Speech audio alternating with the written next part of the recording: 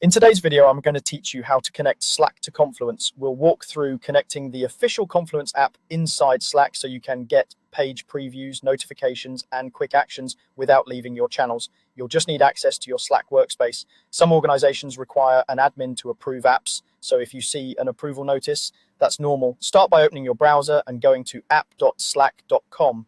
If you're not already signed in, sign into the workspace where you want Confluence connected. In the left sidebar, look for the More option. If your sidebar is collapsed, hover over it or expand it so you can see the full menu, then select More. From there, choose Tools. This opens a set of options that includes the app browser for your workspace. Click Apps to open Slack's app directory view. You'll see a search box at the top. Click into it and type Confluence. You should see the official Confluence app from Atlassian in the results. Open that result to view its details and permissions so you know exactly what it can access.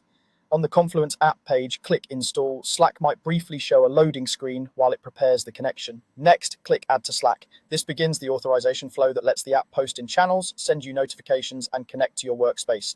You'll now see a permission screen, review what the app is asking to do in Slack, then click Allow to grant access. If you belong to multiple workspaces, double-check you're authorizing the correct one using the workspace name shown on the page.